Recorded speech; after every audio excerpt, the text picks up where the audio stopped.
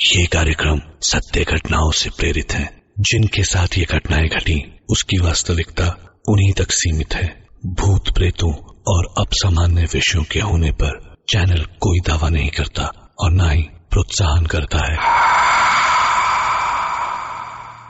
आज हमारे साथ हैं सूरत से निमेश और वो सुनाएंगे अपने बचपन की एक सच्ची घटना। उस समय पापा कंस्ट्रक्शंस में थे, इसीलिए उनका ट्रांसफरेबल जॉब था। तो बेसिकली हम किराए के घरों में ही रहते थे।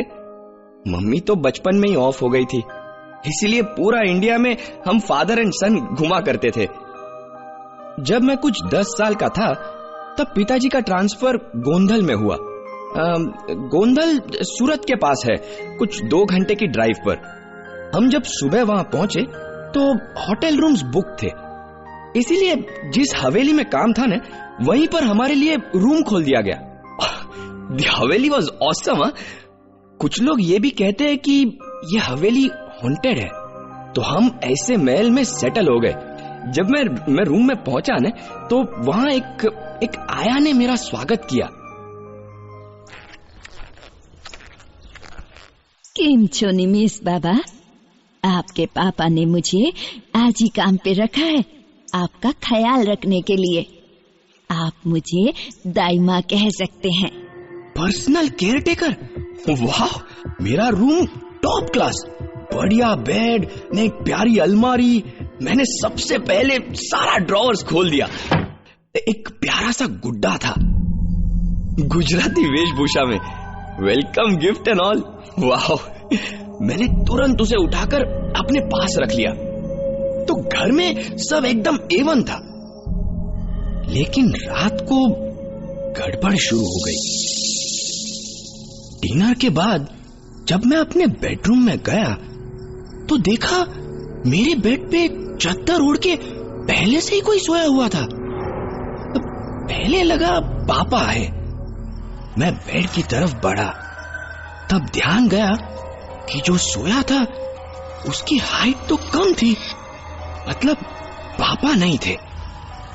चादर की तरफ डरते डरते हाथ बढ़ाया। Hello hello hello. पहले कोई रिएक्शन नहीं। मैंने चादर हल्के से खींची और तब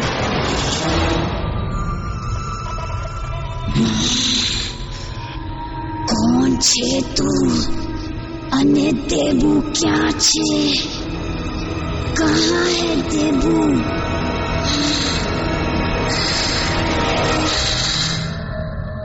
एक बच्चा, कुछ मेरी उम्र का, लेकिन एकदम सफेद मुंह, डरावनी लाल आंखें। मैं भागा वहां से। पापा पापा पापा पापा।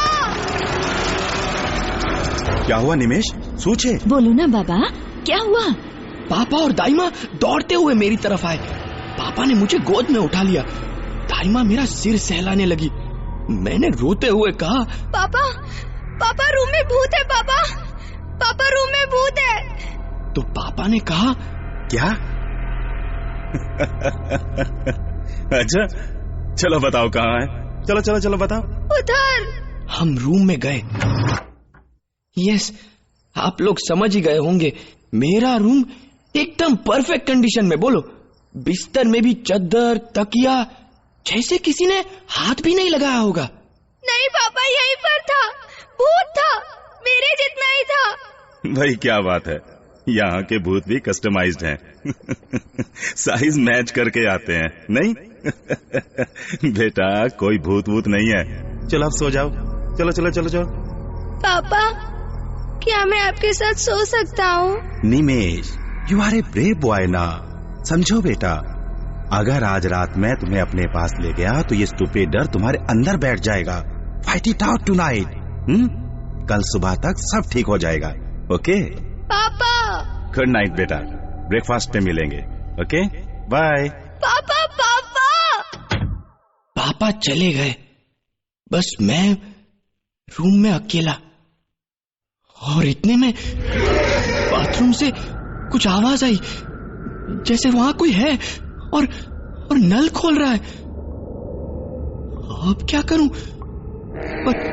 पर पापा की बात याद आ गई, फाइट इट आउट टुनाइट। तो मैं खड़ा हुआ और बाथरूम की तरफ गया। पानी टपकने की आवाज बढ़ने लगी। मैंने डरते डरते दरवाजा खोला, अंदर गया, नल की तरफ हाथ बढ़ाया, बंद किया, पीछे मुड़ा और वो लड़का मेरे सामने खड़ा था, मुझे घूर के देख रहा था। निकल जा मेरे घर से। मैं बाहर भागा, वो बच्चा मेरे पीछे। देबू क्या छे? देबू मने आप, मने देबू आप। मुझे देबू चाहिए अभी। इतने में मुझे किसी ने पकड़ा और अपनी तरफ खींच लिया। निमेश बाबा, एकदम चुप। वो दाई माँ थी। अब नहीं आएगा, अब नहीं आएगा वो। वो कौन है? वो मेरे कमरे में था, सच्ची बोल रहा हूँ। आप तो मेरी बात मानिए। हाँ निमेश बाबा, मैं उसे जानती हूँ। जानती हैं? आप प्लीज सुबह पापा को भी बता दीजिएगा, प्लीज। तुम्हारे पापा मेरी भी नहीं सुनेंगे निमेश बाबा। टीपू जैसी आत्माएं सिर्फ उसी को दिखती हैं जिसे वो दिखना चाहती हैं। टीपू? उसका नाम टीपू है? हाँ निमेश बाबा, अब आप सो जाओ। दाई माँ, क्या आप प्लीज मेरे साथ सोएंगी? हाँ निमेश बाबा, मैं यही हूँ। आप चलो, जल्दी सो जाओ। मैं पूरी रात दाइमा को पकड़ के ही सोया। टीपू ने मुझे उस रात तंग नहीं किया। अगले दिन सुबह ब्रेकफास्ट पे पापा ने पूछा, तो भाई आपका भूत रात को फिर से तो नहीं आया? मैंने दाइमा की तरफ देखा। हाँ, आया तो था, पर आपको बता के फायदा नहीं। अगर आज मम्मी मेरे पास होती तो मेरा मजाक नहीं उड़ाती। निमेश, मैं डर गया। क्या पापा मुझे मारने वाले थे? लेकिन पापा ने चुपचाप कहा, निमेश अपने कमरे में जाओ, दिन भर वहीं बैठे रहो, जरा अकल ठिकाने आएगी तुम्हारी। चलो। और वो ऑफिस चले गए। मैं अपने कमरे में बैठा रहा। शाम को सनसेट के बाद दाइमा अंदर आई। निमेश बाबा, खाना खा लो, आपने दिन भर तब मैंने पूछा, अच्छा दाइमा, देबू कौन है? दाइमा ने तुरंत मुझे घूर के देखा। तुम्हें देबू के बारे में कैसे पता? हाँ? वो टीपू बार बार कहता है, देबू क्या छे, मने देबू आप, मतलब देबू कहाँ है, मुझे देबू दो, है ना दाइमा? तो देबू कौन है? देबू टीपू के सबसे प्यारे खिलौने का नाम है। एक गुड्डा। मेरा ध्यान अपनी बैग की तरफ गया, जहां मैंने वो गुड्डा देबू रखा था। दाइमा आगे बोलती गई, दिन भर अपने गुड्डे के साथ खेलता था वो। तब एक दिन देबू कहीं खो गया। मरते हुए भी उसे ढूंढ रहा था। और तभी माँ, देबू आना पास छे माँ, देबू इसके पास है माँ। मैं पलटा, पीछे टीपू खड़ा था, बच्चा, लेकिन बड़ी सी लाल आंखें, मानो एक बौना आदमी, सूखे होठ, सफेद बदन। वो मेरी तरफ बढ़ा। देबू आप मने देबू आप। टीपू आना पासे નથી, आना पासे નથી। नहीं दाइमा, टीपू,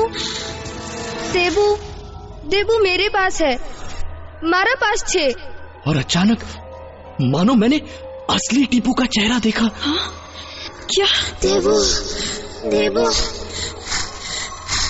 मुझे देबू दो, देबू दो, दे दो मुझे देबू। देबू देगा तो मैं यहाँ से चला जाऊंगा। मैंने तुरंत बैग खोला।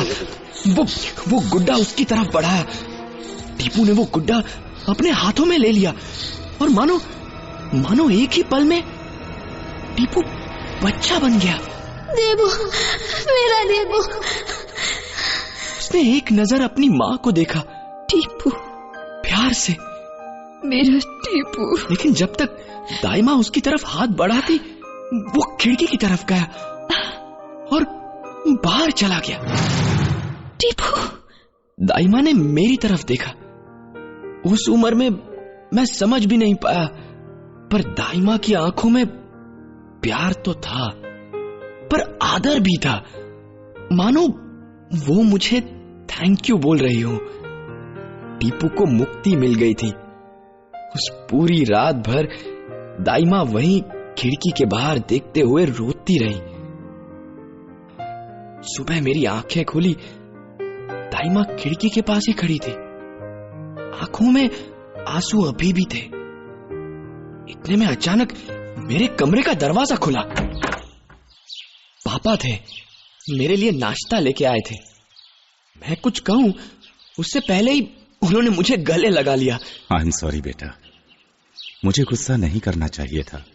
Are you okay? काहे नहीं पापा, आई एम फाइन।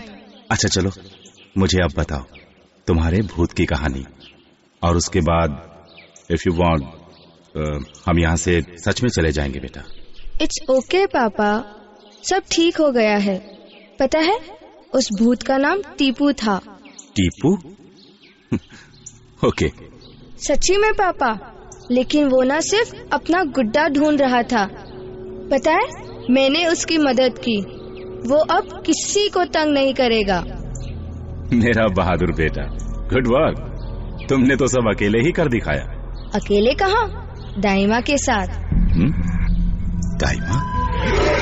वो आपने मेरे लिए दाइमा को रखा ना। यू आर दी बेस्ट पापा इन द वर्ल्ड। नहीं तो मैं अकेला पड़ जाता। और पता है क्या पापा, वो टीपू की माँ है। दाइमा, आप भी कुछ कहिए ना। वहाँ खिड़की के पास खड़े खड़े क्या देख रही हैं? आइए ना।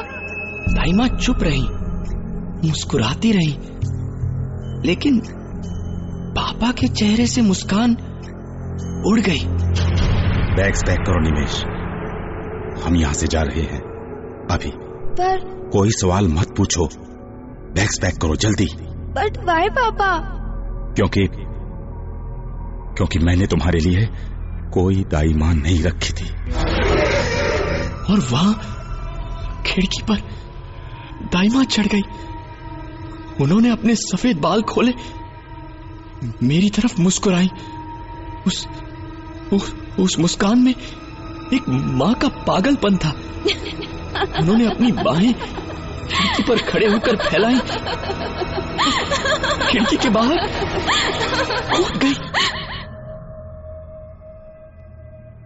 निमेश के साथ हुई घटना उसने मुझसे पहले किसी को नहीं बताई थी, लेकिन मेरे साथ कुछ महीनों की थेरेपी के बाद वो अपनी बात आपसे कहने के लिए तैयार हुआ, और कल रात मैं भी तैयार रहूंगा आपके लिए।